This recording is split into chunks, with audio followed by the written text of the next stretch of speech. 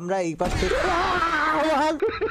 তোমরা তোমাদের free fire gaming ইউটিউবারদের কতই না ফানি মোমেন্ট, অ্যাংরি মোমেন্ট, কতই না বিউটিফুল মোমেন্টই দেখছো। কিন্তু গাইজ আজকের এই ভিডিওতে আমি তোমাদেরকে ফ্রি ফায়ার গেমিং ইউটিউবারদের স্কেরিয়েস্ট মোমেন্ট বা তাদের সেই ভয় পাওয়ার মুহূর্তগুলো দেখাবো, যা দেখে যে কেউ ভয় না পেলেও কিন্তু হাসতে ঠিকই বাধ্য হবে। আমরা এই পাশ থেকে তো ভিডিওটা তো চলেছে আগুন, so let's begin. Number 7 it's Kavya. Guys তোমরা তো কম বেশি সবাই জানো কাব্য ভাই কিন্তু মজার একজন মানুষ। তাকে তোমরা সবসময় কম বেশি কিন্তু মানুষকে হাসাতে বা তাকে হাসতে দেখছো, কিন্তু গাইস তোমরা কি কখনো তাকে ভয় পেতে দেখছো?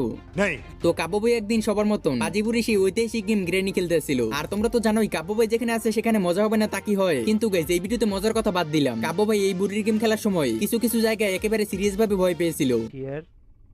At least প্লিজ এখানে থাকার দরকার নাই, ঠিক আছে? এখানে থাকার দরকার নেই, এটা কিছু নাই। There is nothing there as well. এটা খাটের নিচে ঢুকতে হবে, খাটের নিচে আমি ঢুকবো না। Enough of this game, enough of this game ভাই। ডুড লিটারলি और 50 रुपया कट ओवर एक्टिंग की वजह से ওর থেকে বাঁচার জন্য আই গেস। এন্ড দেন আমি যদি এখান থেকে বের হইলে পাশে একটা হ্যামার লাগবে মানে কি হ্যামার লাগবে? হ্যামার কই পাবো আমি? I don't have a hammer. So ভাই আমি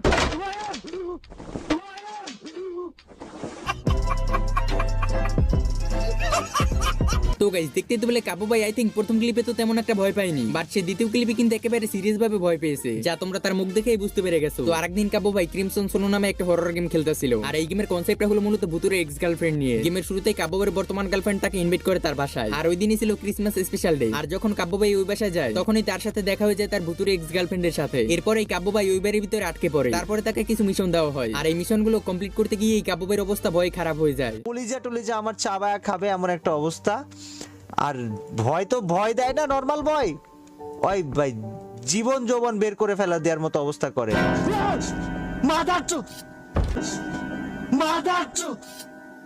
प्यारी समझ गई।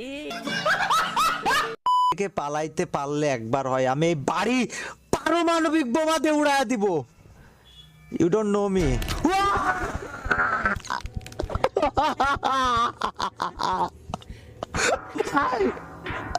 ভূতের এত কলিজা, এত পাওয়ার, এত সাহস, দ্যাট ইজ রিডিকুলাস।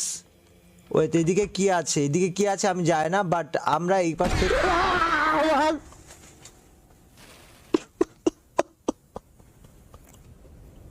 তো দেখতেই তো বলে কাব্য ভাইয়ের ভয় অবস্থা কেমন হয়েছিল প্রথমবার এবং দ্বিতীয়বারে তেমন একটা ভয় না পেলেও তৃতীয়বারে আই থিঙ্ক সে মারাত্মকভাবে কিন্তু ভয় পেয়েছে। তো গাইস তোমাদের কাছে কাব্য ভাইয়ের ভয় পাওয়ার মুহূর্ত কেমন লেগেছে তা কিন্তু কমেন্ট বক্সে কিন্তু কমেন্ট করে জানিয়ে যেতে পারো।